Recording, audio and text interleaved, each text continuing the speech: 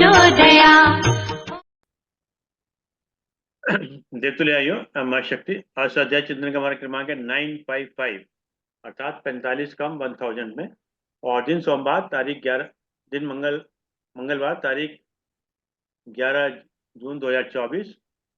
और आज हमारे बीच में आदरणीय डॉक्टर एस एस भोजे साहब, जो कमिश्नर इनकम टैक्स कानपुर हैं। और आपका जो विषय है वो है गीता के सहज भाव, पार्ट 80, यानी कि 20 पार्ट कम रह गए हैं 100 में। आप ज्यादा समझ लेते हो। आदरणीय डॉक्टर एस एस भोजे साहब से निवेदन करते हैं कि आज का उद्बोधन जारी करें। आदरणीय आदरणीय श्री के शर्मा साहब, श्री वीएन चौधरी साहब, श्री अजय जी, देव ऋषि साहब, शेखरी साहब और समस्त आदरणीय अग्रजों को और आज की इस वार्ता में उपस्थित सभी को सादर प्रणाम करते हुए आज की वार्ता का आरंभ गायत्री मंत्र से करेंगे। ओम भूर्भुवः स्वः तत्सवितुर्वरेण्यं भर्गो देवस्य धीमहि धियो यो नः प्रचोदयात्। पिछली कुछ वार्ताओं में हम लोगों ने ध्यान योग के माध्यम से इस विमर्श को आगे बढ़ाया था कि वस्तुतः भक्ति योग, ज्ञान योग, ध्यान योग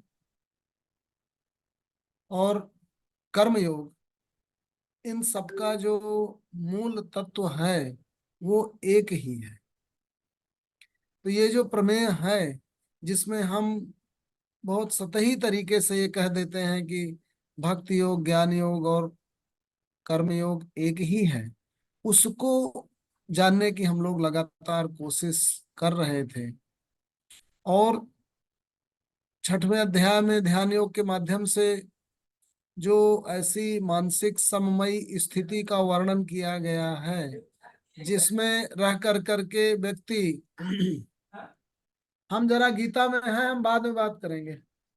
तो ध्यान योग की स्थिति में रहते हुए जो साधक है वो ऐसी सममयी मानसिक स्थिति में रहता है जिससे उसे एक ऐसी बुद्धि की सममयी स्थिति या कर्म के संपादन करते समय भी हर तरह की स्पृहा, हर तरह की आकांक्षा और हर तरह के राग द्वेष से मुक्त होकर एक स्थित प्रज्ञता की स्थिति, या यूं कहें कि ज्ञान के प्रकाश के माध्यम से मानस की सममयी स्थिति, या भक्ति और प्रेम में भरे हुए करुणामयी हृदय की ऐसी स्थिति जो मातृत्वमयी हो, वात्सल्यमयी हो।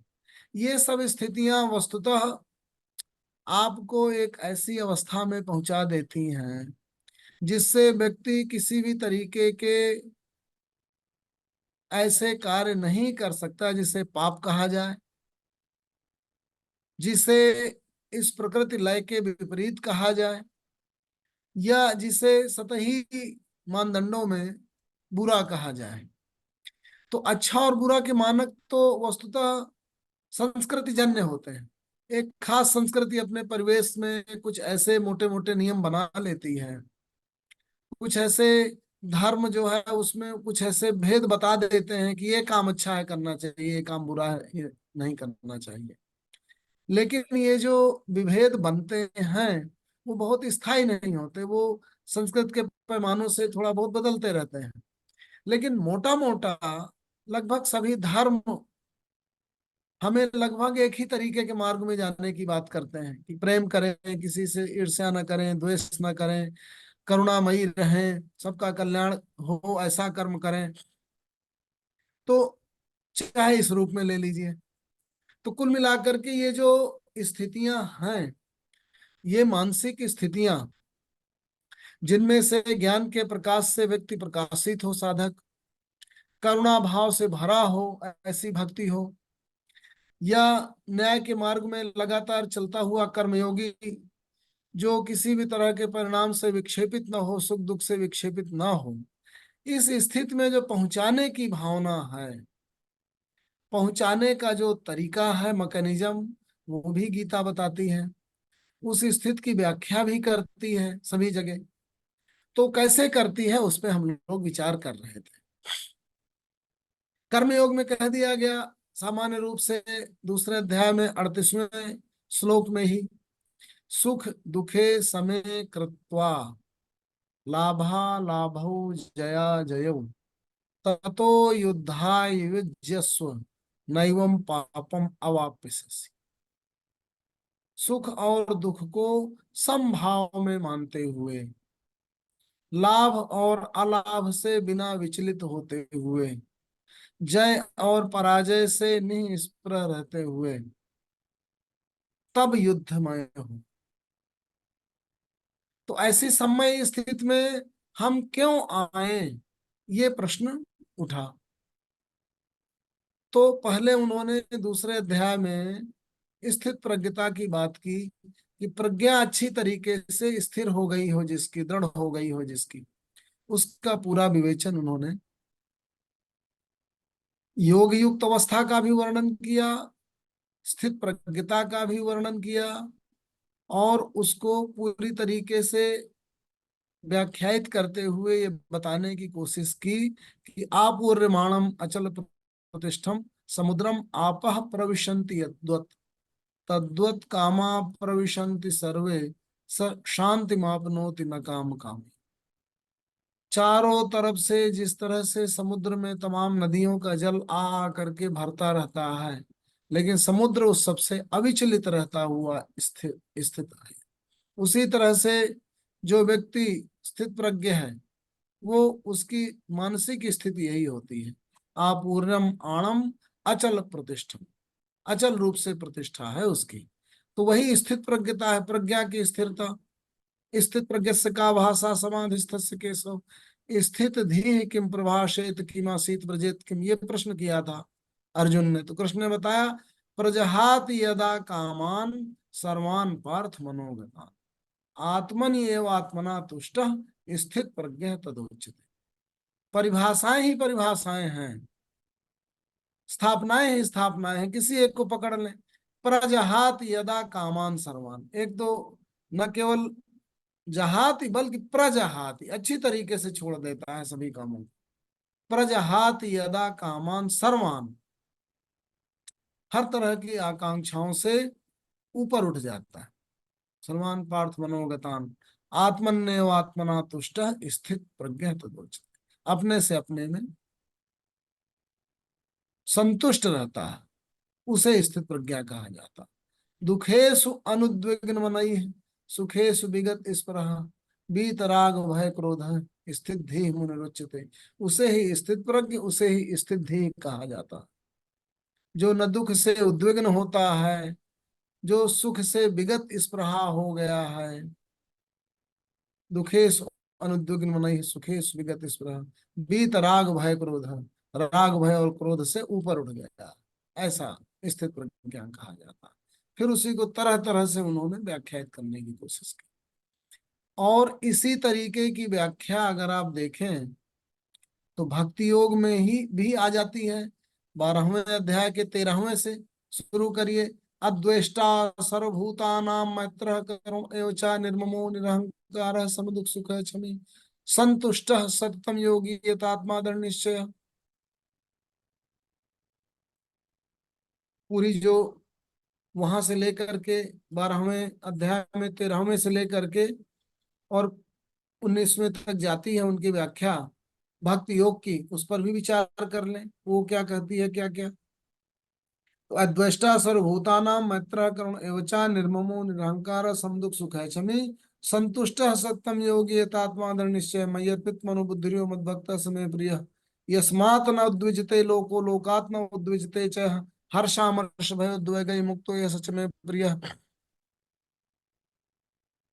तो ये जो स्थिति है वो भक्ति योग में जो भक्त स्थापित हो गया है उसकी मानसिक स्थिति का वर्णन है। अब 13वें अध्याय में जब हम जाएं और 7वें श्लोक से 12वें तक जाएं, वहां पर क्या चीजें कही गई, लगभग ऐसी ही चीजें कही गई वहां भी। क्या है वो चीजें, उनको देख लें जरा सा।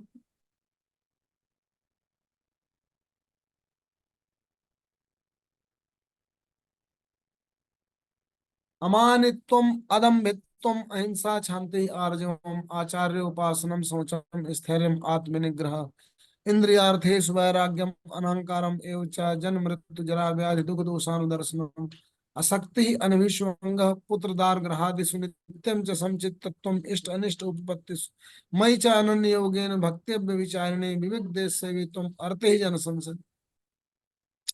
तो ये जो ज्ञान योग में 13वें अध्याय के 7वें श्लोक से 11वें 12वें तक जो ज्ञानी व्यक्ति की तमाम ट्रेट्स का वर्णन किया गया, 12वें अध्याय में भक्ति योग में 13वें से लेकर के 18वें 19वें तक जो भक्ति की तरह तरह के लक्षणों का वर्णन किया गया।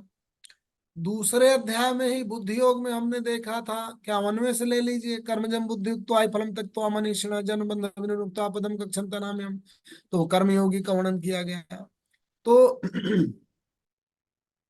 14वें अध्याय में वही और सार संक्षेप में कैर्लिंग त्रीन गुणानेतान तो भक्ति प्रभो किमाचार कथम चैतान त्रीन गुणानति वर्ते, त्रिगुणातीत अवस्था का वर्णन किया। प्रकाशम च प्रवृत्तिम च मोहमेव च पांडव न द्वेष्टि संप्रवृत्ता निवृत्ता कंचन उदासीनो अतासीनो गुणह्यो न विचालिते गुणा वर्तन्ते इत्येव तिष्ठति नंगते सम दुख सुख है स्वस्थ है संतोष्टास्म कांचन।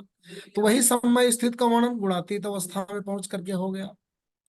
तो ये जो चीजें हैं, तीनों चीज आ गई, कर्मयोग भी आ गया, भक्ति योग आ गया, ज्ञान योग आ गया और गुणातीत अवस्था आ गई चौथी।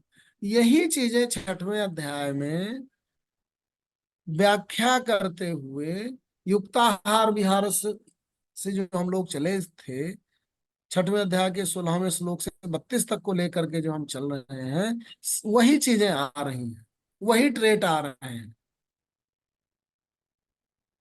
वही लक्षण आ रहे हैं। और तीसरे अध्याय में वही 3:25 से 3:30 तक भी आ रहे हैं। कृष्ण ने कहा मैं स्वयं कर्म में रत होता हूं और मैं न हूं तो क्या हो जाए, उत्सी देयो में लोकानुकुर्याम कर्म चेदहम शंकर से करता साम उपन्न मिमा प्रजा सक्ताः कर्मणि अविद्वांसो यथा कुर्वन्ति भारत कुर्यात् विद्वान तथा सक्ता चिकीर्षु लोक संग्राम न बुद्ध वेदम जनित अज्ञानाम कर्म संगिनाम जो से सर्व कर्माण विद्वान युक्त समाचार। फिर प्रकृते क्रियमाणानि गुणैः कर्माणि सर्वशः अहंकार विमूढ़ आत्मा कर्ता अमित मन्यते तत्वित्तु महाबाहो गुण कर्म विभागयो गुणा गुणेषु वर्तन्ते इति न सज्जते प्रकृते गुण सम्मूढ़ा सज्जन्ते गुण कर्म स्थान कृत्सन विदो मंदान कृत्सन वित्त विचालयेत् मयि सर्वाणि कर्माणि सन्न्यस्याध्यात्म चेतसा निराशेः निर्ममो भूत्वा युद्धस्व विगज्योर। तो अब इतने में ही मैं सीमित रहूंगा। ये इतना इसलिए कहना जरूरी हो गया कि ये जो 6 जगह 6 स्थानों का हमने उठाया, यहाँ पे वर्णन किया। दूसरे अध्याय का 38वां श्लोक उठाया, जिसमें एक ऐसी मानसिक स्थिति का वर्णन है जिसमें सुख दुखे समय कृत्वा लाभा लाभो जया जयो ततो युद्धा युज्यस नैवं पापम अवापश्यसि कहा। ऐसी मानसिक स्थिति में पहुंचो, ये एक कसौटी है जहां सुख दुख लाभ हानि जय और पराजय तुम्हें विद्वेलित न कर सके। ऐसी मानसिक स्थिति लगभग वही है जो 2:51 से लेके 2:72 तक जाते हैं और 2:70 में बहुत अच्छे ढंग से उसको बताते हैं कि आपूर्यम आणम अचल प्रतिष्ठम समुद्रम आपः प्रविशन्ति यद्वत् तद्वत् कामा प्रविशन्ति सर्वे स शांति मापनोति न काम काम। जो कामी है उसे शांति नहीं मिलती, लेकिन तरह तरह से कामनाओं का जल जैसे समुद्र में नदियों का जल आ करके पड़ता है, फिर भी वो उद्वेलित नहीं होता। उस मानसिक अवस्था में तुम आ जाओ। उसमें पहुंचने के लिए उन्होंने पूरी योग युक्तता पहले बताई 2:47 से लेकर के 2:50 तक, फिर 2:51 से पूरी उसकी मैकेनिज्म बताई और पूरे लक्षण बताए, स्थित प्रज्ञता स्थित धीरता, फिर ध्याय तो विषयान पुंस संगते शुभ जाते, पूरी मैकेनिज्म बताई कि जब लगातार उनका स्मरण करोगे उन कामों का तो उससे तुम्हें आसक्ति उत्पन्न हो जाएगी। आसक्ति न पूर्ण होने से आसक्ति लग जाने के बाद कामना उत्पन्न होगी। ध्याय तो विषयान पुंस संगते शुभ जाते संगात संजायते काम कामात क्रोध भी जाते, कामनाएं न पूर्ण होने पर क्रोध उत्पन्न होगा। क्रोधाद भवति सम्मोह सम्मोहात स्मृति विभ्रम स्मृति भ्रंशात बुद्धिनाशो बुद्धिनाशात प्रणश्य। तो बुद्धिनाश नहीं होना, बुद्धिनाश मतलब प्रकाश का नाश, ज्ञान का नाश। तो प्रकाश में स्थित से आप च्युत हो जाएंगे, गिर जाएंगे। तो विवेक का जो प्रकाश है, उसका जो मार्गदर्शन है, उसे निरंतर स्वीकार करते रहना है। तो ये चीज दूसरे अध्याय में बता दी। अब तीसरे अध्याय में उसी को बताया, सारी मैकेनिज्म बताते हुए लेकर के कहाँ गए, मई सर्वाणि, 30वें श्लोक में, तीसरे अध्याय में 30वें श्लोक में आए। तो मई सर्वाणि कर्माणि संन्यस्य, मुझ में सभी कर्मों का समर्पण करके, अध्यात्म चेतसा, आदि आत्म चेतस होकर, अपने चेतस को अंतःकरण में स्थापित करके, निराशी निर्ममो भूत्वा, निराशी, हर तरह की आशाओं कामनाओं से परे होकर, निराशी निर्ममो, हर तरह के ममत्व भाव से ऊपर उठकर, मेरा और तुम्हारा से, युद्धस्व, युद्ध करो, विगत ज्वर, ज्वर क्या है, यही इंद्रिय और मनो और अहम आदि में जो तरह तरह के प्रभाव उन्हें विचलित कर देते हैं और मूल स्थिति से हिला देते हैं, दूर ले जाते हैं, सम्यकमय स्थिति से हिला देते हैं।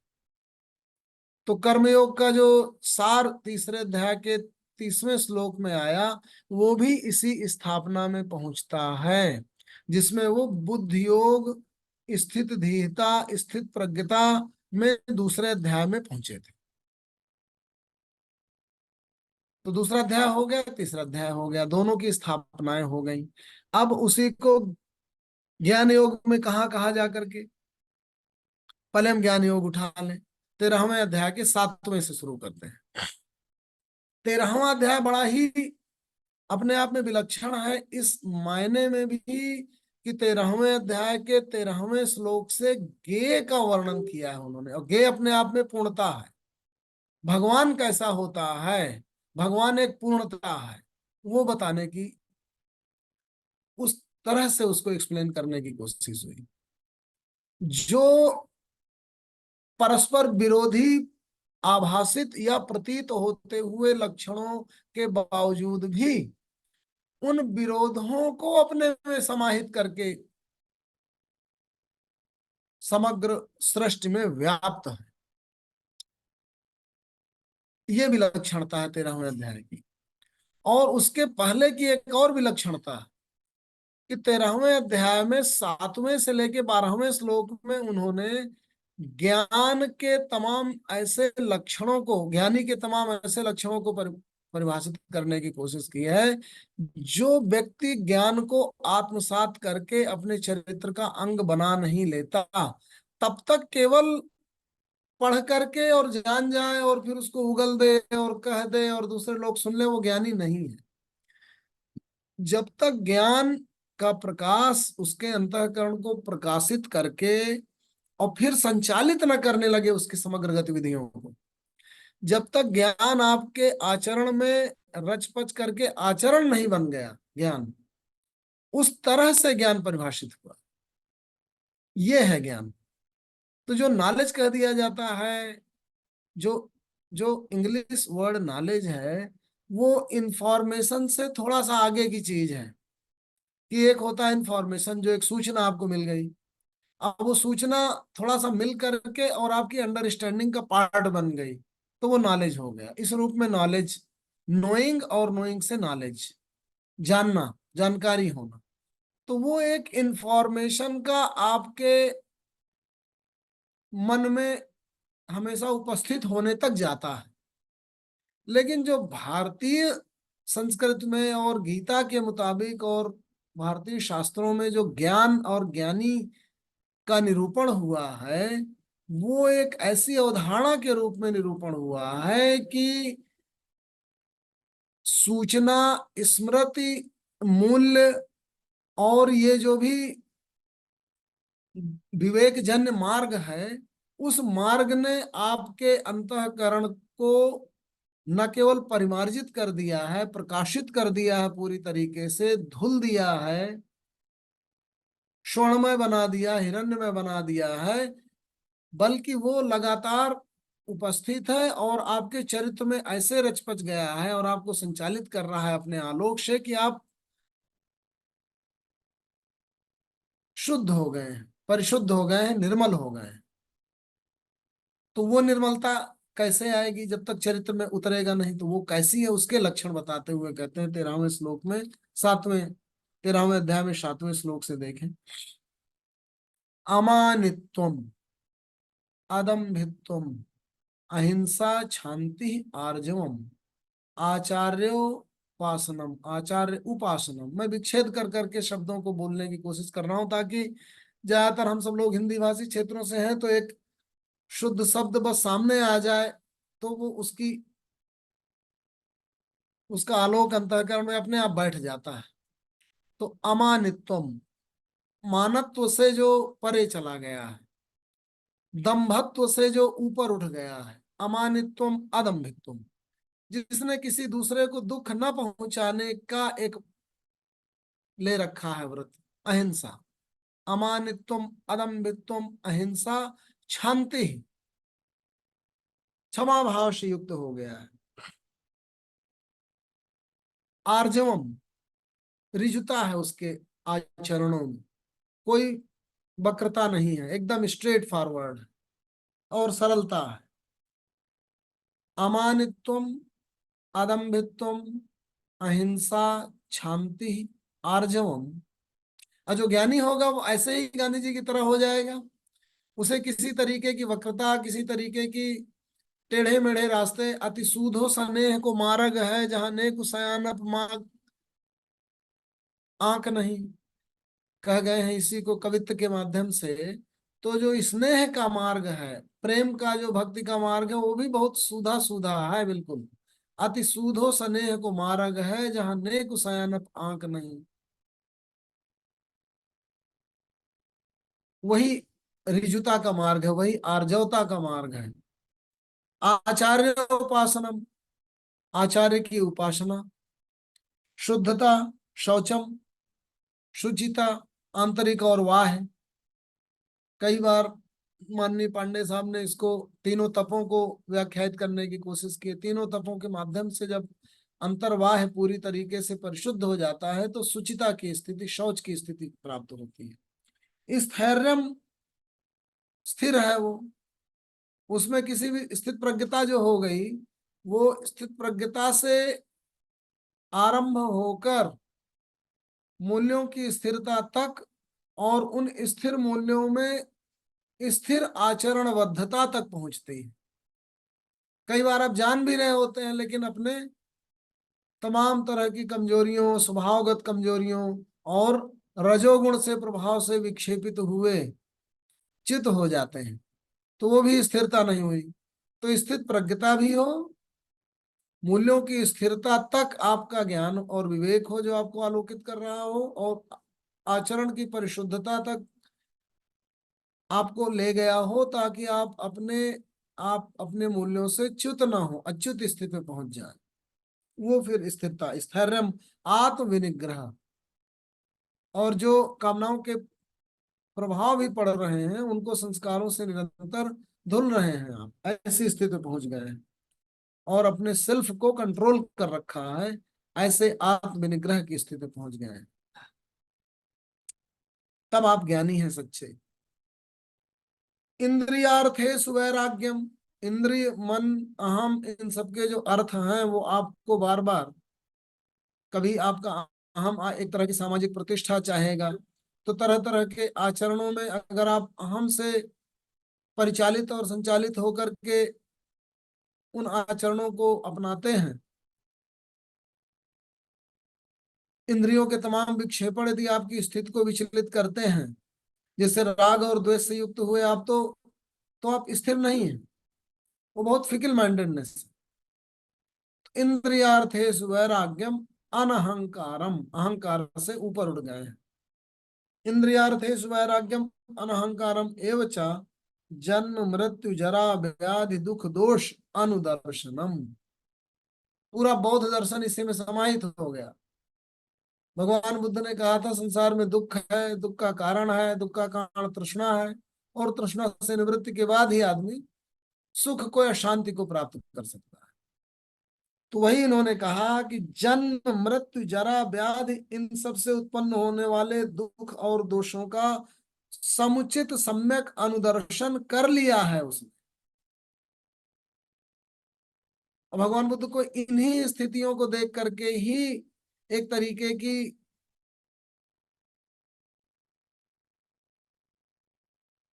स्थिति प्राप्त हुई थी, ज्ञान प्राप्त का की ठोकर लगी थी, और वहीं से उनका मार्ग चल पड़ा था। मरे हुए व्यक्ति को जब उन्होंने देखा, ज्यादातर अस्तित्वमय व्यक्ति अपने अस्तित्व को बचाए रखना चाहता है, पर उसे एक ठोकर लगती है जब उसे पता, उस देखता तो रोज है, लेकिन हृदय से जब वो, हृदय की आंखों से जब वो देखता है और अपने पे उसको आरोपित करता है कि मेरा भी एक दिन मरण होगा, मेरी भी मृत्यु होगी, तो उसे अपार दुख होता है। तो ये मृत्यु भाव, मृत्यु बोध की प्राप्ति के उपरांत बहुत लोगों को ठोकर लगती है। वृद्धावस्था देखते ही जब आप अपने ऊर्जाओं और अपनी शक्तियों के लगातार क्षरण को देखते हैं, और आपका जो नियंत्रण जहां स्थापित था वो लगातार छूटता हुआ सा जाता है, तो अचानक आपको ठोकर लगती है और आप दुखी होते हैं। आप जब जन्म देखते हैं, जब आप मृत्यु देखते हैं, जब आप अपनी शक्तियों का क्षरण जरा होने में देखते हैं, जब आप तरह तरह की शरीर में आने वाली व्याधियों को देखते हैं, तो बहुत ठोकर लगती है। और न केवल देखते हैं, जब उनका अनुभव अपने पे आरोपित करके देखते हैं, जब एक्चुअल में होते हैं तब तो होता ही है दुख। लेकिन अगर आप इतने संवेदनशील हैं कि दूसरों में जब उन दुखों की स्थिति देखते हुए और आप विचलित हो, तो आपकी संवेदना काफी बढ़ी चढ़ी है, काफी गहरी है। लेकिन जो ज्ञानी है वो इन सबका सम्यक अनुदर्शन करते हुए भी स्थिर हो गया है। तो सम्यक अनुदर्शन अगर आपने नहीं किया, तो जब भी आप करेंगे तो आपको ठोकर लगेगी, क्योंकि ये छोटी बातें नहीं है, ये आपके समग्र अस्तित्व को चुनौती देने वाली घटनाएं हैं, क्योंकि आपको झकझोरती हैं, आपको बार बार ये विचार करने के लिए प्रेरित करती हैं कि आप अस्तित्वमय क्यों हुए, और ये अस्तित्व परमानेंट नहीं है, ट्रांजिएंट है। और फिर आप प्रकृति के, ब्रह्मांड के मौलिक प्रश्नों से जुड़ने लगते हैं कि मैं क्यों हूं, मैं कौन हूं, मैं अस्तित्व में आया क्यों, मेरे जीवन का अस्तित्व का उद्देश्य क्या है, ये यात्रा कहाँ से आरंभ हुई है और कहाँ जा रही है। ये सारे मौलिक प्रश्न आप पर आने लगते हैं। दुख होता क्यों है, क्या व्याधियों से बचा जा सकता है, धन संग्रह, धन का जाना, कहीं की जीत, कभी और कभी पराजित हो जाना उतनी बड़ी घटनाएं शायद नहीं है जो आपके अंतःकरण को झकझोरे, जितनी बड़ी ये महाघटनाएं हैं, जन्म होना, मृत्यु होना। अब इसी को समझाने के लिए तुलसीदास जी कह देते हैं, जन्मत मरत दुसह दुख होई। एक्चुअल में लोग पूछते हैं कि क्या बच्चे को इतना दुख होता होगा, वो तो आता है तो हंसता है, ऐसा कैसे कह दिया गया, मरने के बाद फिर दुख होगा तो किसे होगा। लेकिन जन्म और मरण के मौलिक प्रश्न पर विचार करते वक्त विवेकशील या विद्वान या ज्ञानी व्यक्ति को जो दुख होता है, क्योंकि उसे एक बोध होता है, उसके अंतःकरण में एक भावना जगती है, और ये मौलिक प्रश्न उसके अंतःकरण में कौंधता है, जिसका उत्तर नहीं है, और बड़ी बात है। ऐसा प्रश्न जो आग के रूप में एकदम कौंधे और उत्तर की शीतलता उसे, उस तृषा को बुझा दे, तो दुख खत्म हो गया। लेकिन ये ऐसे प्रश्न हैं जो जला डालते हैं, फिर भी इनका उत्तर नहीं मिलता इस ब्रह्मांड में। सारे ज्ञान की उपज ही इन्हीं महाप्रश्नों से होके और यही खत्म हो जाती है, फिर भी वो उत्तर नहीं मिलता। ऐसे प्रश्न अगर लगातार आपको अंदर से जलाते रहें तो क्या स्थिति होगी। ज्ञानियों को जलाते हैं, तमाम ज्ञानी निराश होकर के संसार सागर से जो है वो चले भी जाते हैं तमाम पश्चिम विद्वानों ने जो आत्महत्याएं की। तो फिर एक आस्तिकता का भाव ही आपको बचा के रखता है, शांत करता है। और वो महाभाव कोई उत्तर नहीं होता, वो एक अनुभूति होती है। और वो अनुभूति होती है इंटीग्रेशन की, जुड़े होने की। अच्छा, उसका उसकी शुरुआत यहां से कर लीजिए, वो कैसे समझ में आएगी। जब आप देखते हैं कि भारत और पाकिस्तान का विभाजन हुआ और बहुत सारे लोग प्रताड़ित किए गए पाकिस्तानियों के द्वारा, तो लाखों लाख की संख्या में विस्थापन हुआ। तो वो लोग आए, और वो आते हैं, उनको भोजन नहीं मिल रहा, अपने तमाम सारे साथियों को रोज मरते हुए देखते हैं, तरह तरह के रोग रास्ते में उनको हो जाते हैं, हर एक प्रिय व्यक्ति की रोज मृत्यु होते देखते हैं, प्रसव होते देखते हैं, रास्ते में ही अपने साथ की बच्चियों, बेटियों, माताओं के गर्भ से बच्चे उत्पन्न होते हुए फिर देखते हैं। फिर आगे बढ़ते हैं, और उस दुख को साथ रह रह के कि वो काट ले रहे हैं। महीनों सालों तक ये प्रक्रियाएं भारत में चलती रही, फिर लोग आए तो उन्होंने वो पीड़ा झेली, लेकिन सहभाव से, सह अस्तित्व भाव से साथ रहकर कि यही दुख मुझे भी है, और इसे को भी है, इसे भी है, इसे भी है, इसे भी है, देख देख करके कि ये भी तो ऐसे ही जी रहा है। उस सहभाव के साथ उस दुख सुख को एक दूसरे से बांट कर, साथ झेलते हुए, रहते हुए, और समय काट लिया उन लोगों ने। जो लोग कहानियां सुनाते हैं पुरानी, ये वास्तव में घटित हुई घटनाएं हैं, ये कोई कहानी या कपोल कल्पना नहीं है। तो जो सहभाव है वो जागृत होता है, वो उगता है, वो आता है, उन साथियों के साथ आता है जो दुख काट रहे होते हैं। कोई चालाकपन दिखाएगा, कोई ईर्ष्या कर रहा होगा, उनके साथ वो जागृत नहीं होता, आत्मियों के साथ जागृत होता है, परम आत्मियों के साथ जागृत हो जाता है। कोई एक ही आदमी अकेला आपका है तो उसे कह के और आप फिर वो दुख कम कर लेते हैं, जब बांट लेते हैं। तो जब आप इस पूरे अस्तित्व के साथ, उस प्रेम और उस करुणा के साथ जुड़ जाएं, जब आप दूसरे के दुख से दुखी होने लगे, दूसरे के सुख में शरीक होकर सुखी होने लगे, ऐसा सहभाव, ऐसा करुणा का परम भाव आपके अंदर उग आया है कि पक्षी को भी अगर तीर लगता है तो उसे आप घाव को धुलते हैं, उसे बचाने की कोशिश करते हैं। किसी का एक्सीडेंट होता है, कोई भी लड़का अगर फेल होता है, कोई रो रहा है, उसके आंसू आप पोंछना चाहते हैं। ऐसे स्वभाव से अगर आप भर गए हैं तो समझिए कि आप इस परम अस्तित्व से जुड़ गए। किसी भी तरह की आने वाली कठिनाइयों को अगर आप ये सोचते हैं कि ये तो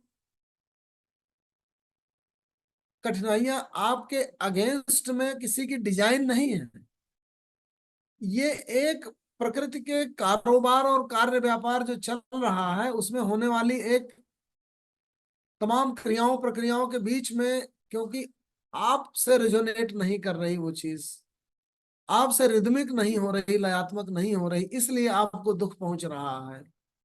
ऐसा भाव, ऐसा ज्ञान अगर आपके अंदर उदित हो गया है, अगर आपको ये लग गया है कि जो भी रचयिता होगा, अगर उसने मुझे इस विश्व में अस्तित्वमय कर दिया है, और जो भी मुझे उपलब्ध हुआ है मैं उसी में प्रसन्न हूं, क्योंकि ये प्रसन्नता केवल एक मानसिक भावना है, मेरे अंतःकरण का दृष्टिकोण है इस मेरे समग्र परिवेश के प्रति, कि कुछ स्थितियों में खुश होता है और कुछ स्थितियों में दुखी होता है। ये आपके अगेंस्ट कोई डिजाइन नहीं है, आपके साथ कोई इमेजिनेशन नहीं है, किसी तरीके का षड्यंत्र नहीं है, बल्कि प्रकृति के तमाम जो कार्य व्यापार हो रहे हैं उनके बीच में वो क्रियाएं हैं जो आपको रेजोनेट नहीं कर रही। जब रेजोनेट होंगी, रिदमिक होंगी, हार्मोनिक होंगी, आपके अनुकूल होंगी तो आप सुखी हो जाएंगे, और आपको प्रतिकूल भाषित होंगी तो आप दुखी हो जाएंगे। इस भाव से जब आप युक्त हो जाते हैं जब आप सर्व स्वीकार कर लेते हैं कि इस परिवेश में आपको जो भी उपलब्ध है वही होना है, आपको उतना ही उपलब्ध होना है और उसी रूप में उपलब्ध होना है, इस भाव से जब आप भर जाते हैं तो आप पूर्ण रिदमिक हो जाते हैं। आप हट जाते हैं बीच से, आपकी आकांक्षाएं और आपकी जो कामनाएं हैं वो बीच से हट चुकी हैं, और बीच से उनके हटते ही आप सम्मयी हो गए हैं। आप पाएंगे ज्ञान के प्रकाश से जब आप आलोकित होते हैं तो आप समस्त समस्याओं को का निदर्शन कर पाते हैं और आप अपने आप को शांत कर पाते हैं। भक्ति लय में जब आप भर जाते हैं तो आप इंटीग्रेट होकर के ये सोचते हैं कि आपको जो भी उपलब्ध है आप उसके लिए ग्रेटफुल हैं, उसके लिए कृतज्ञ हैं, उसके लिए श्रद्धामय हैं। जब आपको ये लग जाए तो ये हो गया भक्ति और ज्ञान के एंगल से। जब आपको लग जाए कि आपके अंदर लाखों लाख प्रक्रियाएं हो रही हैं, इस ब्रह्मांड में तरह तरह की क्रियाएं, प्रोसेसेस, फंक्शंस, एक्टिविटीज वो अपने आप हो रही हैं और आप उनके एक पार्ट है, उस मशीन के एक पुर्जे हैं, जिसमें आपको भी उस तरीके की क्रियाओं में उसी रूप में संलग्न होना है जैसा आपसे अपेक्षित है, जो आप देखते रहे हैं आपके पूर्वजों ने किया और आपके आने वाली संतानें करें, तभी आपका जीवन चक्र और आपके परिवेश में जो भी अस्तित्व में है उनका जीवन चक्र सम्यक रूप से चलेगा। उस भाव के साथ बंध करके जब आप कर्ममय होते हैं, बिना किसी व्यक्तिगत अपनी आकांक्षा के, अधिरोपण के, क्योंकि ये जो संकल्पनाएं अंतःकरण से उगती हैं वो एक तरह की संकल्पनाएं ही उगती हैं। उन संकल्पों विकल्पों की पूर्ति में आप लग जाते हैं और उनमें बंधे वर्षों वर्ष लगे रहते हैं और आप समझ नहीं पाते हैं। फिर अचानक एक ठोकर लगती है और आप विचार करते हैं और फिर आप उनमें, आप दुखी हो रहे थे उन परिणामों के आने से और आप सुखी हो रहे थे कुछ अनुकूल परिणामों के आने से, लेकिन फिर अचानक कुछ ऐसी घटना घटती है कि आपकी चेतना भर जाती है, आपके अंदर विवेक का प्रकाश भर जाता है और फिर आप विचारमय होते हैं और आप देखते हैं कि नहीं, इन कर्मों में लगे रहना ही इस अस्तित्व की सार्थक सिद्धि के लिए आवश्यक था, आवश्यक है और आवश्यक रहेगा। आपके अस्तित्व की सिद्धि तभी है जब आपको जो भी ऊर्जाएं प्राप्त हैं उन ऊर्जाओं का सम्यक सदुपयोग हो, तो आप कर्मयोग की अवस्था में होते हैं। तो ये इन विभिन्न मानसिक, इन विभिन्न स्थितियों में जब आप आकर के और सम्यक हो जाएं, सममय हो जाएं, अस्तित्व के साथ लयमय हो जाएं, तो आप समझिए कि आप उस स्थिति को पहुंचे हैं जिसकी बातचीत चल रही। अब वो स्थिति क्या थी जो हमने आरंभ की, जन्म मृत्यु जरा व्याधि दुख दोषानुदर्शनम, इनका अनुदर्शन आप कैसे कर पाए? अपने अस्तित्व को, जो भी है, जितना भी है, जैसा भी है, जहां है, उसके सम्यक जो भी उपलब्ध है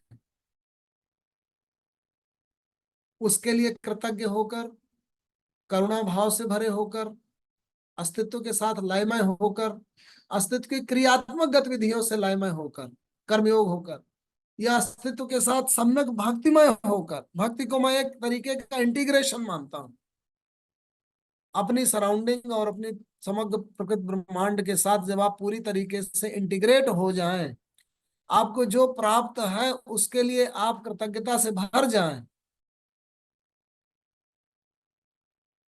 वो भक्ति है। देखिए, आस्तिकता और नास्तिकता है क्या? आस्तिकता एक आपके अंतःकरण का एक ऐसा भाव है जिससे आप स्वीकार भाव से युक्त हो, और नास्तिकता जब आप नकार भाव से युक्त हो। आपको जो उपलब्ध है जब आप उसे उसी रूप में खुशी खुशी स्वीकार करने लगे तो आप आस्तिक हैं। जो भी आपको ऊर्जाएं मिली, आप लंगड़े हैं, लूले हैं, गरीब हैं, दुखी हैं, बूढ़े हैं, अशक्त हैं, जितना है, जितने बढ़े हैं, क्योंकि जब जहां पर हैं आप और अपने से ऊपर वाले को देखेंगे तो आपको अपने आप की लघुता महसूस होगी। और अपने से नीचे वाले को देखेंगे तो अपनी महत्ता उपलब्ध होगी। और वो दोनों भाव ही नकारात्मक हैं, क्योंकि वो सापेक्ष है। लेकिन अगर आप में स्वीकार भर गया, अपने अस्तित्व का, अपने परिवेश का स्वीकार भर गया है, तो आप आस्तिक हैं। स्वीकार बोध से भरा हुआ व्यक्ति ही वास्तव में भक्त है। अस्वीकार भाव से भरा हुआ व्यक्ति वास्तव में उसे, वो भक्त नहीं है, वो जुड़ा नहीं है, इंटीग्रेटेड नहीं है, वो टूटा हुआ है, अलग है, एक इकाई के रूप में हो गया है। उसे दुख मिलना है क्योंकि वो जुड़ा नहीं। जुड़ना ही भक्ति है। सम्यक दर्शन करके, सम्यक ज्ञान के उपज आने के बाद जब श्रद्धामय होकर के आप उसे स्वीकार कर लें, तो समझिए ज्ञानी के अंदर भक्ति भाव आ गया। ज्ञानी के अंदर विवेक के प्रकाश के साथ भक्ति का सम्यक मिश्रण हो गया। यात्रा के लिए निकलती रही है बुद्धि, लेकिन हृदय को साथ लेकर तब आप चल पड़े हैं। वो स्थिति अमानित्वम, अदम्भित्वम, अहिंसा, शांति, आर्जवम, आचार्योपासनम, शौचम, स्थैर्यम, आत्म विनिग्रह, इंद्रियार्थेषु वैराग्यम, अनहंकारम एवं च जन्म मृत्यु जरा व्याधि दुख दोषान दर्शनम। और कैसा होगा ज्ञानी? असक्ति अनभिषु अंग पुत्रदार ग्रहादिषु नित्यम च समचित्तत्वम इष्ट अनिष्ट उपपत्तिषु। अर्थात वो non attachment, non infatuation with son, wife, and home, and constant balance of the mind in wished and unwished befallings। जो भी आपको इष्ट और अनिष्ट उपपत्तियां हों आपके द्वारा किए जाने वाले तमाम कर्मों की, तो भी आप समचित्तत्वमयी जब हैं, और ऐसे समचित्तत्वता की स्थिति में नित्य हैं, तभी कहा गया नित्यम च समचित्तत्वम इष्ट अनिष्ट उपपत्ति। और पुत्रदार और ग्रह को अलग से क्यों कहा दिया गया? क्योंकि ग्रह जो है जिससे आप लगातार खूंटे के रूप में बंधे रहते हैं, पुत्र भविष्य है।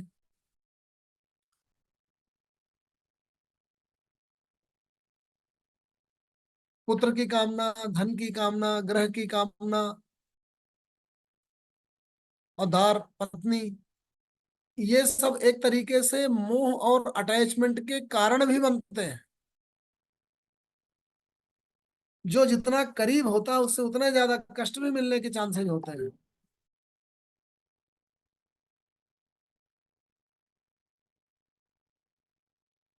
जीवन भर तिल तिल करके आप एक घर बनाते हैं, पर आप भूल जाते हैं कि उस घर से आप बंध गए, उसके बाहर निकलना मुश्किल हो जाता है, उसको छोड़ना मुश्किल हो जाता है। तो अगर हम विचार करके देखेंगे तो हर एक व्यक्ति के अस्तित्व के सबसे नजदीक रहने वाली ये तीनों जो चीजें हैं, पुत्र, दार और ग्रह, वो उसके बंधन का सबसे बड़ा कारण बनते हैं। उसमें जब समय किसी और दिन विचार करेंगे। मई च अनन्य योगेन भक्ति अव्यभिचारिणी, तब फिर अनन्य और अव्यभिचारिणी भक्ति से युक्त होकर के व्यक्ति, जो व्यक्ति चेतना है, वो परम चेतना के साथ इंटीग्रेट होती है। विविक्त देश सेवित्वम अर्थ ही जन संसद, वो सबके बीच में, भीड़ के बीच में होती हुई भी अकेली होती। भीड़ धर्म के अनुसार नहीं चलती, बल्कि आत्म ज्ञान से प्रकाशित विवेक से उसका निर्देशन होता है।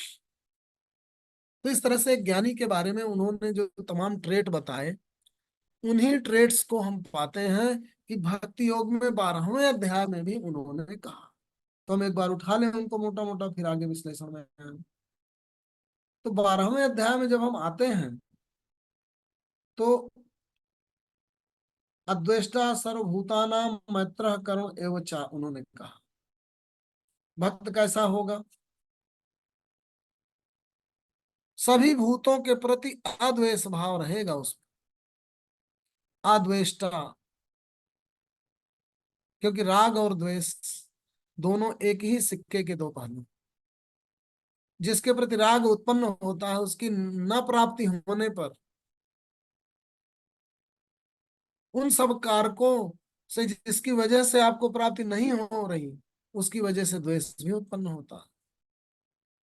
ईर्ष्या भी उसी से उत्पन्न होती है। जो चीज आप प्राप्त करना चाह रहे थे और आपको नहीं प्राप्त हुई, कहीं ना कहीं आपके अंदर राग भरा हुआ था उनकी प्राप्तियों के प्रति, आकांक्षाएं जो थी बढ़ी चढ़ी। लेकिन आपके बगल वाले को मिल गई वो चीजें, तो आपको ईर्ष्या उत्पन्न हो गई। ये सब बड़ी विकसित चित्त वृत्तियां हैं, मनोवृत्तियां हैं। तरह तरह के ये सब नकारात्मक मनोभाव वो तरह तरह के विकारों के रूप में दिखते हैं।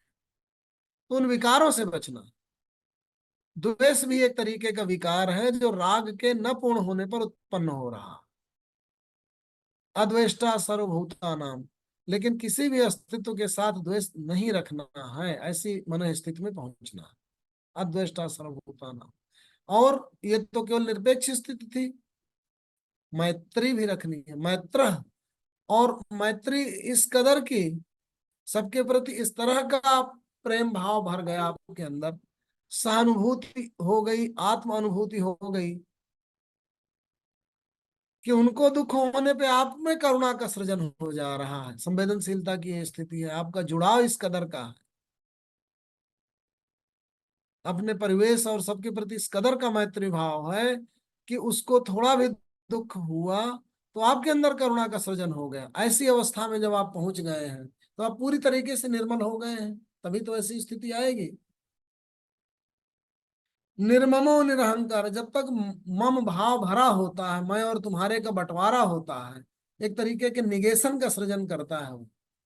मैं जो कहूं वही सही है, मेरे अनुरूप चीजें चलें, मैं केंद्र में रहूं, चीजें मेरी हों, वो परिग्रह का भाव, अहं का भाव, मुझे ज्यादा असामान्य ऊंची स्थिति की प्राप्ति हो, और जो वो भाव, जो भी चीजें मैं पना से संचालित उत्पन्न हुई हैं, वो मम भाव से, मैं और तेरे के भाव से सृजित हुई होती हैं।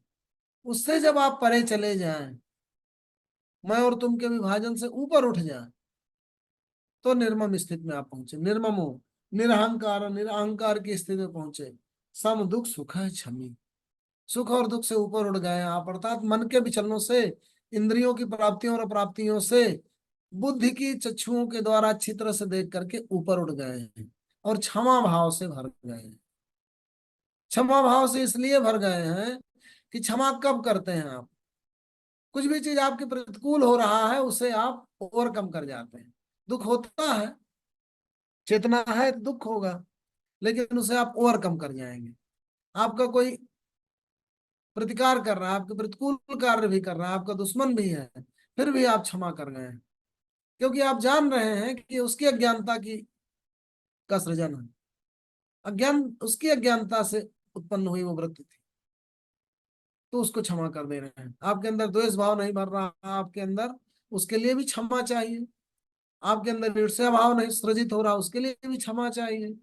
तो ऐसी मनोवृत्ति से युक्त जब आप हो गए हैं, जब आप तरह तरह के अपने साथ वाले व्यक्ति की कमजोरियों, उसके दुष्कृत्यों आदि को उपेक्षित करते हुए, उसको माफ करते हुए आगे बढ़ते हैं, ऐसे भाव से आप भर जाते हैं, तो सोचिए कि वो भक्ति भाव से भरा है। कृष्ण जब भक्ति भाव की बात करते हैं तो ये सब ट्रेट बताते हुए चलते हैं। जब सच्चा भक्ति भाव भरा होगा, अपने परिवेश के प्रति आप सच्ची तरह से जुड़े होंगे, पूर्ण चेतना के साथ आप सच्ची तरह से इंटीग्रेट तब होंगे जब आप अपनी सराउंडिंग के साथ अच्छी तरह से, अपने परिवेश के साथ अच्छी तरह से जुड़े होंगे, और न केवल निर्वैर भाव से युक्त होंगे बल्कि मैत्री भाव से युक्त हुए होंगे। और मैत्री अपने उस पराकाष्ठा में पहुंचा होगा कि आपके अंदर करुणा का सृजन हो जाता होगा उनके दुखों को देख करके, क्षमा भाव का सृजन होता होगा लगातार। ऐसी मानसिक स्थितियों में जब आप पहुंचे हैं, तो सोचिए पूरी तरीके से आप निर्मल हो चुके हैं। तो सच, जो पूरा भक्त होगा, पूरा पूरा 100%, 100%, वो निर्मल होगा पूरी तरह। जो पूरा पूरा ज्ञानी होगा वो भी उसी स्थिति में पहुंचा होगा। पूरा पूरा जो सच्चा कर्म योगी होगा, वो जो हम लोग पहले कहा है ऐसी स्थिति में पहुंच गया होगा। अपने आप को अलग करके, कर्ममयता से युक्त होकर, किसी भी तरीके के परिणामों से अप्रभावित रहता हुआ, सुख दुखे समय कृत्वा लाभालाभो जय जय की भावना से भरा हुआ, कर्म मार्ग में चल रहा होगा मस्त फकीर की तरह। ऐसा व्यक्ति होगा कर्मयोगी, वो भी उसी अवस्था में पहुंचा हुआ होगा। और भक्त के लक्षण क्या बताते हैं? वो संतुष्ट रहता है, हरदम संतुष्ट सततम, जो हम लोग चर्चा कर रहे थे। स्वीकार भाव से भरा हुआ व्यक्ति जो भी उसे प्राप्त है, जब उस भाव से भरेगा तभी संतुष्ट रहेगा। संतुष्ट सततम योगी यतात्मा दृढ़ निश्चय। यतात्मा अपने आप को अच्छी तरीके से यत कर चुका होगा वो, और निश्चय से भरा होगा। मयि अर्पित मनोबुद्धिर्यो मद भक्त समय प्रिय। मन और बुद्धि को मुझ में अच्छी तरीके से, व्यक्ति चेतना को परम चेतना में पूरी तरह से इंटीग्रेट कर चुका होगा। यस्मात् न उद्विजते लोग, उससे कोई भी लोग, उसके सराउंडिंग के लोग उद्विग्न नहीं होते। न वो ही सराउंडिंग में घटित होने वाली किसी भी घटना, क्रिया, व्यक्ति, प्राप्ति अप्राप्ति से भी नहीं वो उद्विग्न होता। यस्मात् न उद्विजते लोको लोकात् न उद्विजते च यः। हर्ष अमर्ष भय उद्वेग ही मुक्तो। हर्ष अमर्ष भय और उद्वेग से जो मुक्त है वह मुझे प्रिय है। अनपेक्षा, उसकी कोई अपेक्षा नहीं है। शुचि है, पूरी तरह से पवित्र हो चुका है। दक्ष है, उदासीन है, किसी तरीके से मन की व्यथाओं से मुक्त है। अनपेक्षा शुचि दक्ष उदासीनो गतव्य था सर्वारंभ परित्यागी मद्भक्त समय प्रिय। यो न हर्ष्यति न द्वेष्टि न सोचति न कांक्षति। न उसके अंदर शोच है किसी तरीके का, न आकांक्षा है, न उसके अंदर हर्ष है न द्वेष है।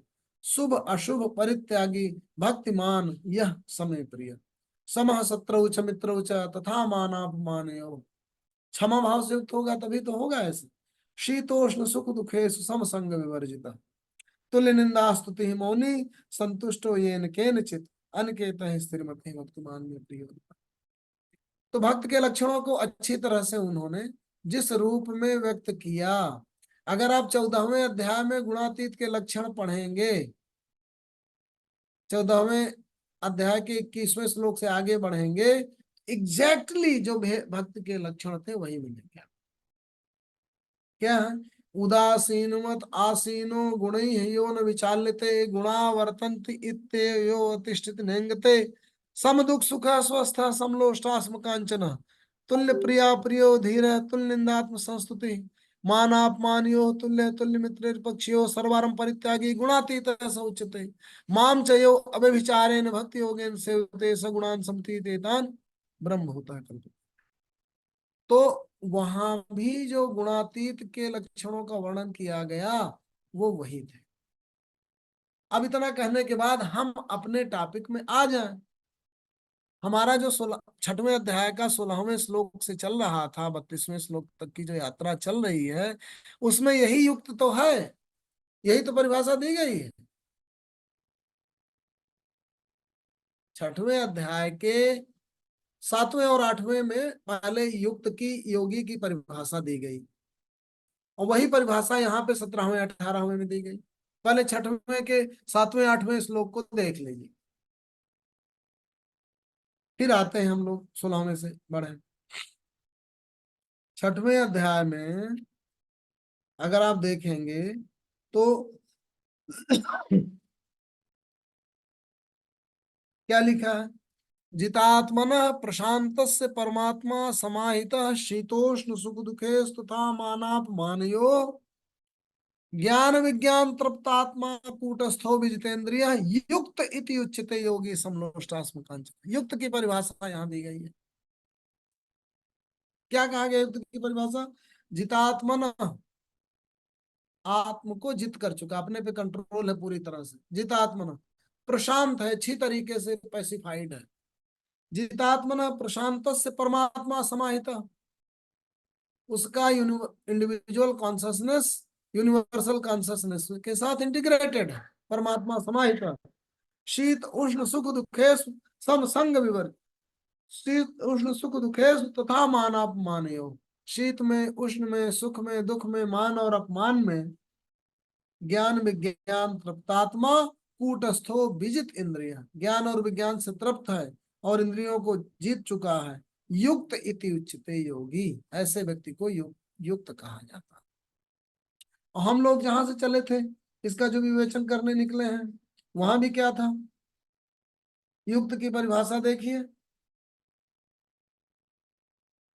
17वें में दी गई है, 6वें अध्याय में ही। युक्ताहार विहार से युक्त चेष्ट से कर्मसु युक्त स्वप्न अवबोधस्य योगो भवति दुःखः यदा विनियतम चित्तम आत्मनि एव अवतिष्ठते निःस्पृह सर्व कामेभ्यो युक्त इति उच्यते तदा। उसे ही युक्त कहते हैं जो ऐसा है। तो अगर आप ध्यान से देखेंगे तो जो हम लोगों ने ध्यान योग की यात्रा का आरंभ किया है, वो ध्यान योगी और कुछ नहीं, वही भक्त है, वही ज्ञानी है, वही गुणातीत है, या वही कर्मयोगी है जिसे दूसरी जगहों में उन्होंने कहा था। तो हम लोग उस दिन 16वें से शुरू किए थे, 6वें अध्याय के 16वें से। उसमें हम लोगों की जो मेरी जो चर्चा थी, वो जिसको मैंने विवेचन के लिए शाक्त और वैष्णव के विभाजन में एक तरीके से विभाजित कर दिया था, जो कि परंपरागत रूप से शाक्त का मैं वो अर्थ नहीं ले रहा हूं, या वैष्णव का परंपरागत अर्थ से वो अर्थ नहीं ले रहा हूं, जैसा तमाम शाक्त संप्रदाय के शक्ति के पूजन करने वाले भक्तजन हैं, या जो तमाम वैष्णव भक्तजन हैं। बहुत ही लिटरल मीनिंग में मैंने पावर थ्योरी के लोग कह दीजिए आप, जो कि अपने थॉट प्रोसेस में सेंटर में पावर को रखते हैं, और जो अपने थॉट प्रोसेस में सेंटर में समता को रखते हैं, उनको आप वैष्णव कह दीजिए। उस भाव की विवेचना में करना चाह रहा था। तो मुक्ति को चाहे सेंटर में आप रखिए, चाहे आप सिद्धि को सेंटर में रखिए, अनअटैचमेंट, कहीं पे अटैचमेंट ना होने पाए, निष्प्रहा बनी रहे, वहां पे आप मोक्ष प्राप्ति या मुक्ति प्राप्ति या इन सबसे जो भी आपके चीजें आपके संस्कारों में जड़वत हो गई हैं और उनके प्रभाव पड़ गए हैं, उनसे फ्री होना चाह रहे हो, उसे आप चाहे सेंटर में करिए, या आप अपने अस्तित्व की सिद्धि के लिए आपको जो भी शक्तियां प्रदान की गई हैं, ऊर्जाएं प्रदान की गई हैं, उनका सम्यक सदुपयोग करें। उसके लिए आप शक्ति को केंद्र में रख करके चाहे चलें, चाहे जिसको केंद्र में रख करके चलें, अंत में आप उसी स्थिति पे पहुंचेंगे जो कि जिसका भक्त के रूप में, ज्ञानी के रूप में, कर्मयोगी के रूप में, गुणातीत के रूप में वर्णन किया जा रहा था। इस रूप में मैंने अपने डिस्कोर्स को उस दिन करने की कोशिश की थी। तो अब हम लोग 6वें अध्याय के 16वें से 20वें तक उस दिन चल पाए थे, लेकिन जो आनंद 21वें श्लोक से आरंभ होकर 32वें तक आएगा, वो तो प्राप्त ही नहीं हो पाया था ना उस दिन, प्राप्त हो पाया था ना अभी प्राप्त हो पाया। 6वें अध्याय के 21वें श्लोक से जब आप आरंभ करें तो आप देखेंगे कि एक बहुत ही व्यवहारिक, कोई ऐसी अलौकिक स्थिति का वर्णन नहीं है जहां आप ना पहुंच पाए। एक बहुत ही व्यवहारिक फ्रेजियोलॉजी या शब्दावली लेकर के, या कंसेप्ट्स लेकर के, कॉन्स्ट्रक्ट्स लेकर के कृष्ण आगे बढ़ते हैं, और वो बताने की कोशिश करते हैं कि योग कोई बहुत ऐसी दूर की कौड़ी या ऐसी ऐसा कंसेप्ट नहीं है जो न प्राप्त किया जा सके। क्या कहते हैं?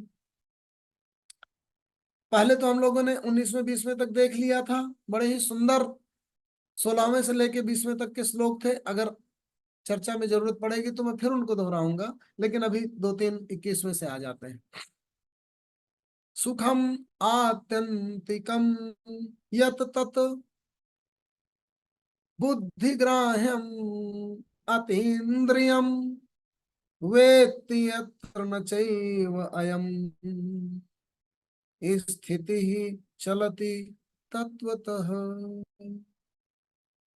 सुखम आत्यंतिकम यत तत्, आत्यंतिक, अंतिक जिसका अंत होता हो, आत्यंतिक जिसका अंत ही ना मिलता हो, ऐसा इनफाइनाइट, इमेजरेबल जो सुख है, उसे आत्यंतिक सुख कहा गया। सुखम आत्यंतिकम यत, जो है, क्या है? सुखम आत्यंतिकम यत, जो है वो क्या है? उसे कहा तत् बुद्धिग्राह्यम अतीन्द्रियम। उसकी ग्राह्यता बुद्धि से होती है। और वो अतीन्द्रिय है, अर्थात इंद्रियों के परे है। इंद्रियां जो सुख अनुभव करें वो अतीन्द्रिय नहीं है। अब इंद्रियां क्या सुख अनुभव करती हैं? भोजन से, सुनने से, मधुर सुनने से, मधुर स्पर्श से, सुस्वादु भोजन आपको प्राप्त हो जाए, सुंदर चीज आपको दिख जाए, उनसे आपकी इंद्रियां सुखी होती हैं, उन्हें सुख की प्राप्ति होती है। लेकिन उनसे परे अतीन्द्रिय सुख की प्राप्ति होगी जो इंद्रियों से प्राप्त ना हो। वो क्या हो सकता है? वो मन से प्राप्त हो सकता है। लेकिन मन से प्राप्त होने वाला भी सुख ट्रांजिएंट है, परमानेंट नहीं है।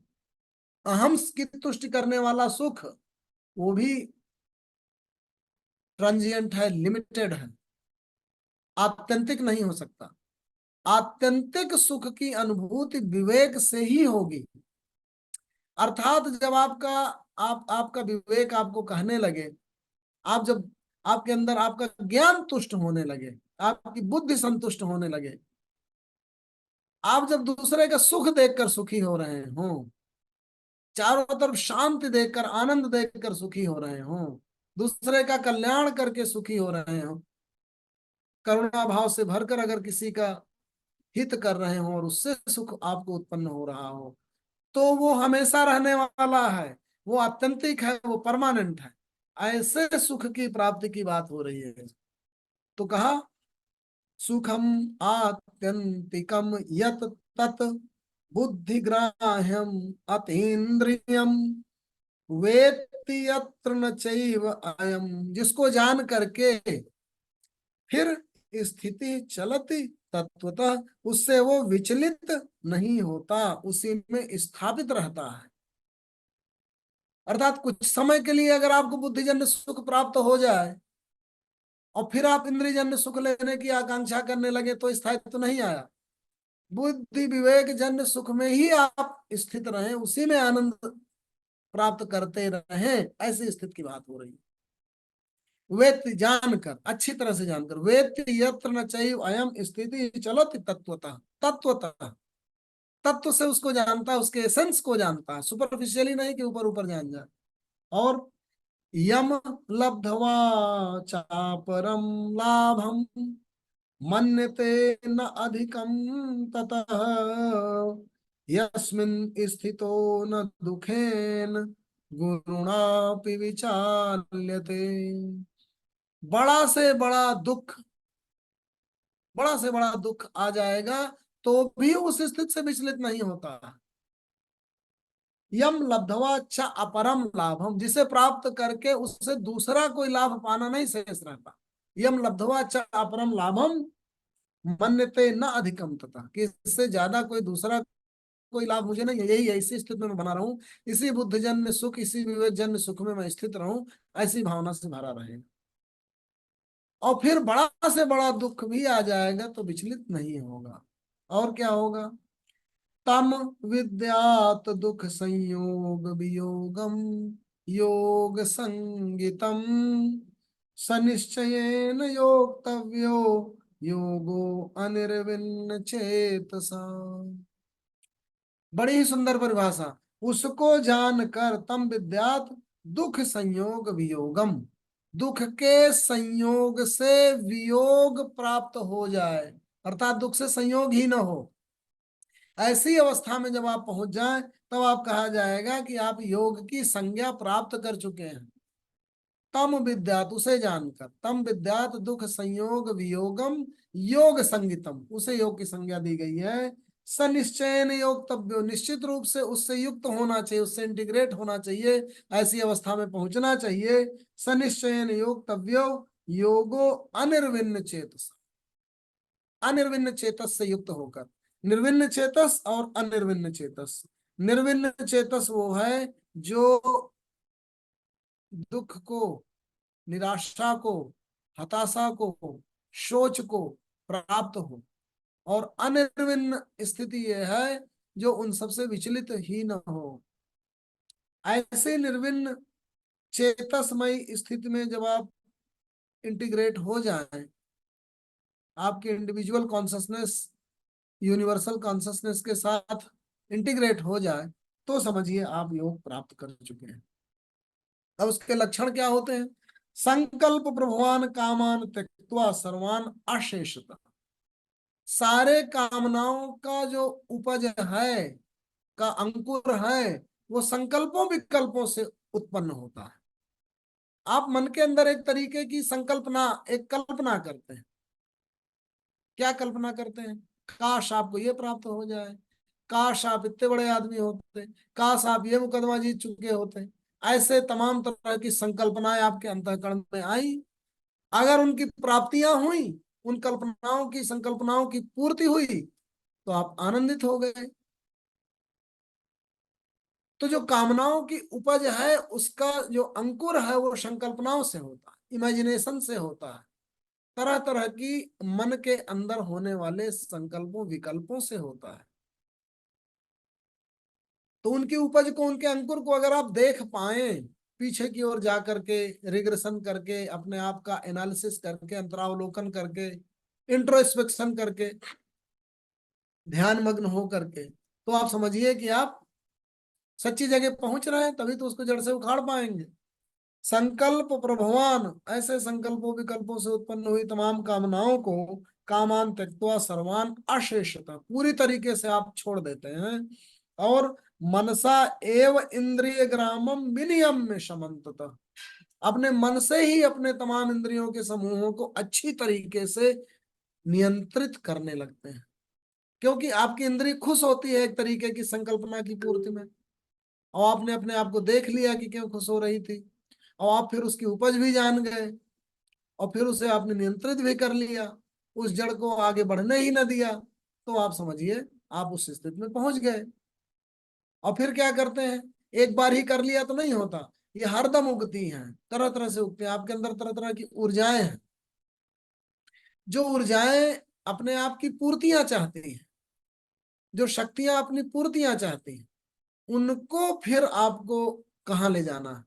शनैः शनैः उपरमेत बुद्धया धृति गृहीत, अच्छी तरह से धीरे धीरे करके। कई बार तो आपके संस्कार, मतलब पीछे अब तक जो आप बन चुके हैं, आप तरह तरह के अतीत के अनुभवों से मिश्रित ऐसे विचार पुंज के रूप में, ज्ञान पुंज के रूप में, आचरण पुंज के रूप में, स्मृति पुंज के रूप में आप बने हुए हैं कि उनसे मुक्ति नहीं मिल पाती। तो उनसे मुक्ति पाने के लिए उनकी उपज और उनके अंकुर में जाना पड़ेगा, उनसे फिर आपको मुक्त होना पड़ेगा। और फिर बार बार हो के ऐसी निर्मल अवस्था में पहुंच जाएंगे कि उनसे आप मुक्त हो जाए। तो इसीलिए कहते सनई है, सनई है। एक बार आएगा कोई संकल्पना और कोई कामना, फिर उसे आप देखेंगे, और फिर देख के उसका अवलोकन करेंगे, और फिर अवलोकन करके उससे आप मुक्त हो। तो आज का विचार यहीं पे समाप्त करने की आप लोगों से अनुमति चाहूंगा, ये कहते हुए कि अभी ये जो हम लोगों का विचार विमर्श आरंभ हुआ 6वें अध्याय के 21वें श्लोक से, वो 32 तक पहुंचेगा, और 32 में उसका समाहार होगा।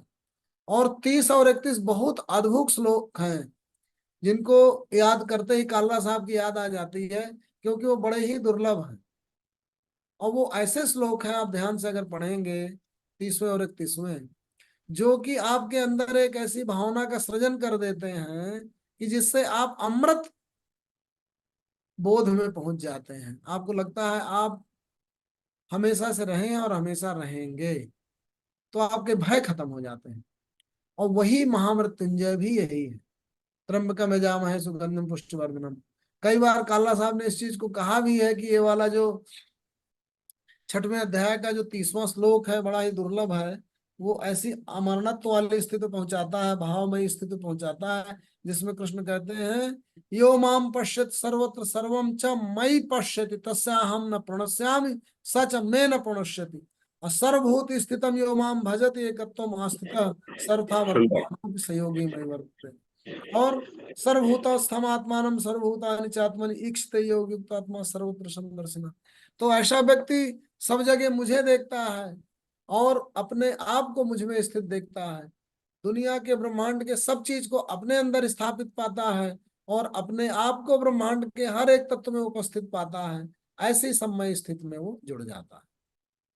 तो कुल मिलाकर के ये जो गीता का छठवां अध्याय का 16वें श्लोक से यात्रा चलेगी और 31वें श्लोक तक जाएगी, तो आपको ऐसी त्र्यंबकम यजामहे सुगंधिम पुष्टिवर्धनम की स्थिति पहुंचा देगी, जिससे उर्वा रुक्मे बंधनात् मृत्योर्मुक्षी मामृतात्, जैसे लौकी लता से बेल से तोड़ ली जाती है, अर्थात जो भी क्षरित होने वाले ट्रांजिएंट फीलिंग्स हैं, भाव हैं, मृतमयी अस्तित्व हैं, वो मृत्यु को प्राप्त हो। और अमृत लता जो है, अर्थात जो ऐसी चेतना है, यूनिवर्सल चेतना जो समग्र ब्रह्मांड में भरी हुई है, उसके साथ आप अपने आप को आइडेंटिफाई करने लगते हैं। और नास्तो विद्यते भावो न अभावो विद्यते सत, सत का कभी अभाव नहीं है उस चेतना का, वैसी स्थिति पहुंच जाते हैं। ऐसी अमृतमय स्थिति में पहुंचे हुए आप निरंतर आनंदित रहते हैं। उसी को कहा गया तम विद्यात योग संयोग वियोगम योग संगीतम। उसे जान करके दुख के, तम विद्यात दुख संयोग वियोगम, दुख के संयोग से वियोग की स्थिति को पहुंच जाते हैं। ऐसी फीलिंग में, ऐसी अमृतमय स्थिति में रहते हैं, बने रहते हैं। वही परम की स्थिति है, वहीं तक पहुंचना अपना ध्येय है। बहुत बहुत धन्यवाद आदरणीय भद्रेश साहब। और सभी लोग अनम्यूट हैं, बाद में दो सब एक ही सेकंड का बोलेंगे। और किसी कोई जिज्ञासा है तो पूछ सकते हैं आदरणीय भद्रेश साहब से। मेरे ख्याल से डॉक्टर साहब, जी चौधरी साहब कुछ कह रहे हैं। जो साहब वो तो वो है सर। नहीं, मैं बोल रहा था, पहले अरविंद जी कुछ बोलना चाह रहे थे। नहीं, मैं तो ये सोच रहा था कि आपका अगर मन संतुष्ट है तो आप सब कुछ जी प्राप्त कर सकते हैं। अगर असंतुष्ट मन है आपका तो हर जगह कहीं ना कहीं दुविधा आपकी बनी ही रहेगी। मतलब तो सबसे पहले व्यक्ति को अपने अंदर संतुष्ट लाना पड़ेगा, कहीं ना भी किसी विचारों, चाहे विचारों से लाए किसी प्रकार से लाए ना, उसकी जगह जो है तभी आगे बढ़ पाती है। मैं ये कह रहा था।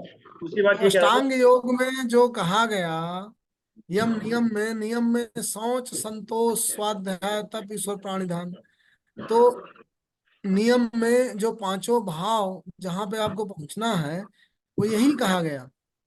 अर्थात आपको शुचिता स्थापित करनी है, सुनिश्चित करनी है, संतोष सुनिश्चित करना है, शौच संतोष स्वाध्याय निरंतर अध्ययनरत रहना है, तप करते रहना है ताकि आपका निखार होता रहे और निर्मल बने रहे, तब आप ईश्वर प्राणिधान की स्थिति पहुंच जाएंगे। तो अष्टांग योग में जो दूसरा अंग है, उसने इन्हीं स्थितियों को दूसरे रूप में परिभाषित किया है। उसे कहा गया कि संतोषम परमम सुखम, इसीलिए कहा गया। और गोधन गजधन वारिधन और भूरि निधान, जब आवे संतोष धन सब धन धूरी समान, ऐसे सारे धन जो है वो धूल के समान लगने लगते हैं। गोधन गजधन वाज धन और रतन धन खान, और जब आवहि संतोष धन सब धन धूरी समान। गाय का प्राप्त होना, गज का प्राप्त होना, घोड़े का प्राप्त होना, बहुत सारी चीजें प्राप्तियां हैं, लेकिन जब संतोष धन की प्राप्ति हो जाती है तो ये सारे धन धूल के समान भाषित होने लगते हैं। ऐसा उसको संतों ने कहा। तो डॉक्टर साहब, आज तो बिल्कुल ऐसा लगा जैसे हम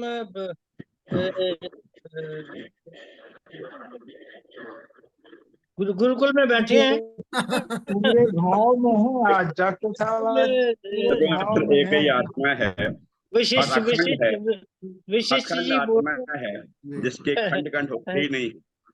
ये हिंदुस्तान, ये पाकिस्तान, ये म्यांमार, ये बांग्लादेश, ये टुकड़े हमारे काल्पनिक है, लेकिन अखंड है। धरती तो अखंड, इसके टुकड़े तो होते ही नहीं, जैसे आकाश के टुकड़े नहीं होते। चाहे आकाश घटाकाश हो जाए, चाहे मठाकाश हो जाए, चाहे कुछ हो जाए, आकाश तो एक ही है। एक ही आत्मा सब जगह सर्वत्र व्याप्त है। उस आत्मा के कहाँ कोई अंश हो सकते हैं, क्योंकि आत्मा अखंड है।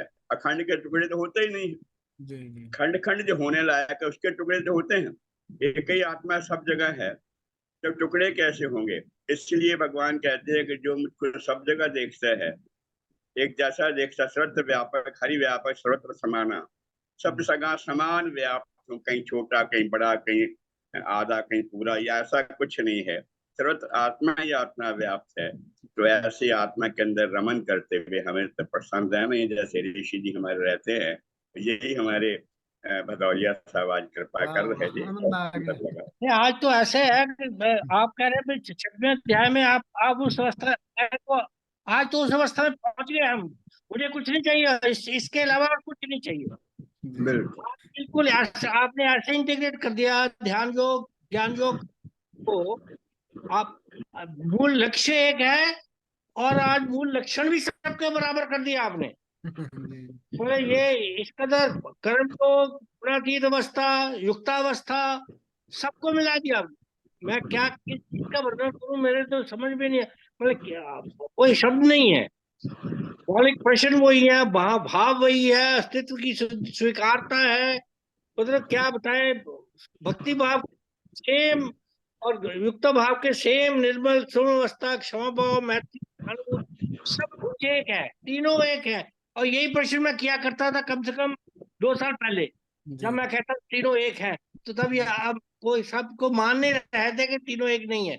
आज अवस्था वही है कि आज बिल्कुल सामने आपने इक्वेशन बराबर कर दी, आज सब मैथमेटिकली बराबर कर दी, ये हम बिल्कुल एक है। जी हम और लोग जो 2 साल पहले गीता आरंभ कर रहे थे। जाने जी इससे ऊपर कुछ लेने की भी क्षमता नहीं है हमारी। मेरी अवस्था इस वक्त ये है कि ग्रहण करने की और अवस्था नहीं है। ये ऐसा लगा गुरु विशिष्ट बोल रहे हैं, सामने तीनों शिष्य बैठे हैं और हम ग्रहण करते हैं ऐसे। मतलब गंगा बह रही है और पूरा हम समा रहे हैं इस अवस्था में। तो शास्त्रों में कहा गया सहनाववत तो सहनौ भुनक्तु सह वीर्यम करवा भाई। तो देवऋषि साहब, कौन गुरु है कौन शिष्य है, ये सब भाव है। ये तो एक भाव है। प्रकाश आ रहा है, उसी को कभी हम अपने शब्दों में कह रहे हैं, कभी काला साहब कबीरवादी अपने शब्दों में कह रहे हैं। वही शब्द 2 साल पहले आए थे, वही गूंजते गूंजते मुझे कहीं अच्छी जगह में ले गए। मेरे शब्द आए आपको कहीं ले गए, कहीं अरविंद शर्मा साहब ने कह दिया। तो कौन गुरु है कौन शिष्य है, कुछ नहीं है, सब बिल्कुल, वही है, लेकिन उसी इस परम तरह पिता। है अनांतिक वो सुख अवस्था, अनंत में सुख अवस्था वाली जो बात भी बोली आपने, इसी में स्थित होना चाहिए। लेकिन उस तत्व को जानकर, उस तत्व को जानकर, और लक्षण के सारे कल्पनाओं से होते हैं, सारी वाली बात आपने भी बताई। और कोई अंत नहीं है, इस कदर आपने पहुंचा दिया। मेरा ख्याल कालरा भी बिल्कुल, डॉक्टर कालरा जी, आप और कुछ लेने की अवस्था में हैं और ग्रहण किया, सब कुछ ग्रहण हो गया, बिल्कुल अवस्था, ये अवस्था आ गई आप। बहुत बहुत आज आनंद आ गया, आनंद आ गया। ये किस कुछ चीज का वर्णन करें, हमें तो समझ ही नहीं पड़ रहा आज। बीएन चौधरी साहब कुछ बहुत ही पूछ रहे हैं, बोलने के लिए कुछ कहना है शायद बीएन चौधरी साहब।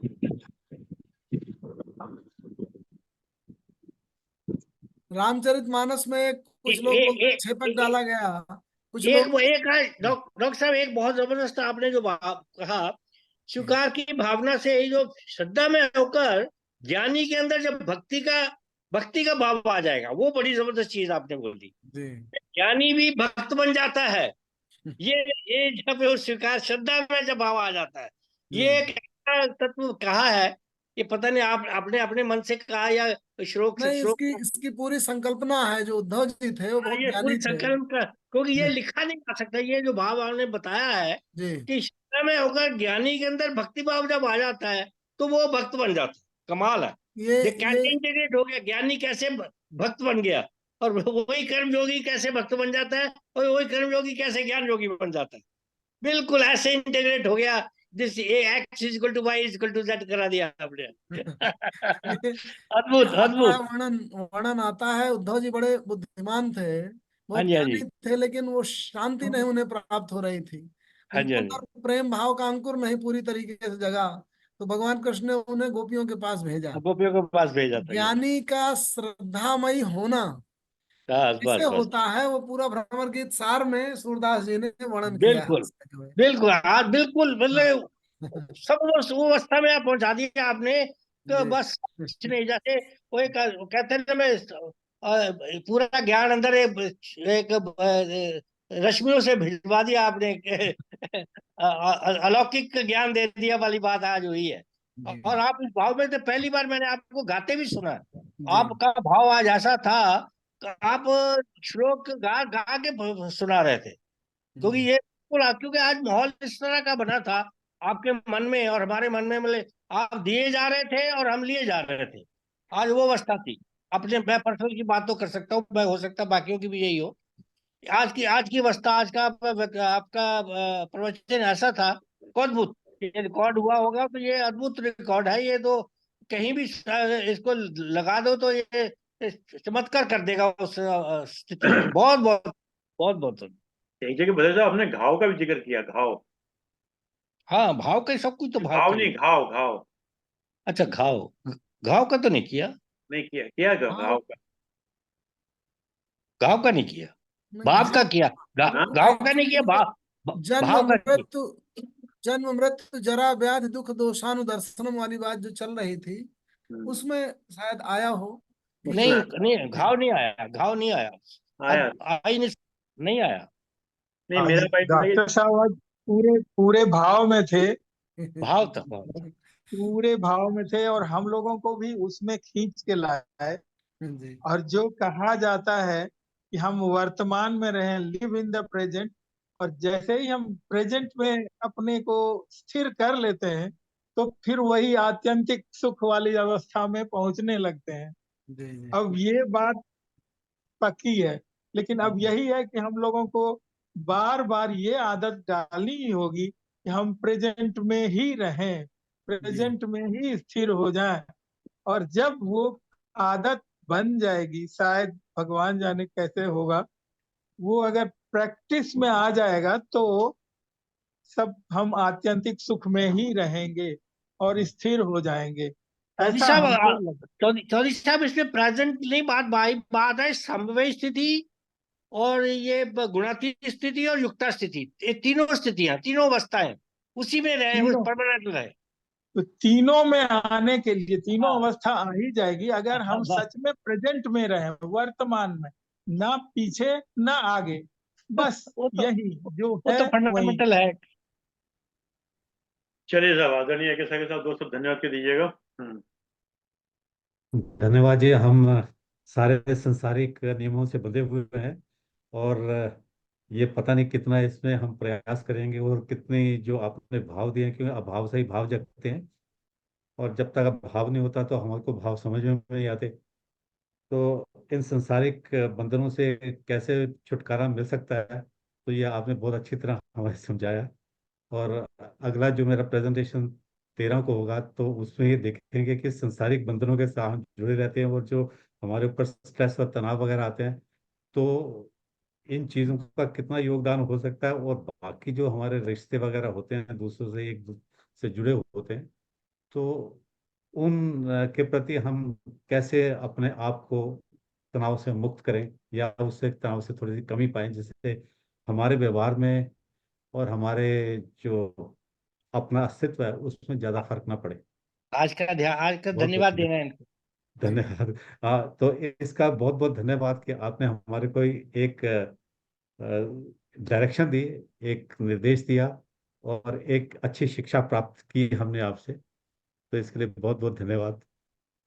बहुत बहुत धन्यवाद आदरणीय के साहब, बहुत बहुत धन्यवाद आदरणीय डॉक्टर सुबोधे साहब। आपने समय दिया। जैसे कि एक विचार के साथ और 3 बार ओम के साथ अपनी बात समाप्त करते हैं। आज का विचार कर्म के ऊपर है, छोटा सा, जो कर्म की बात चल रही है।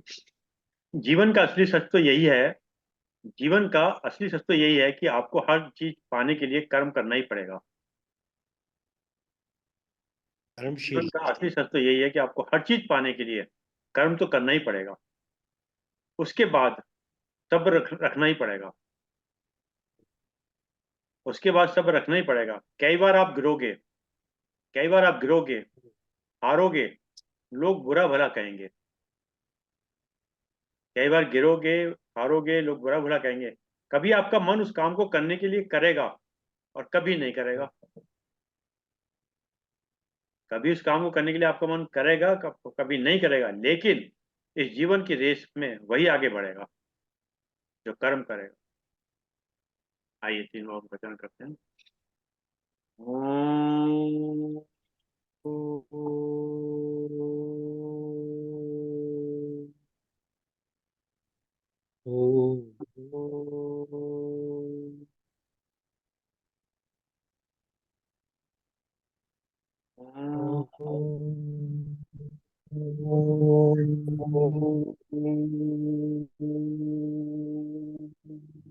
शांति।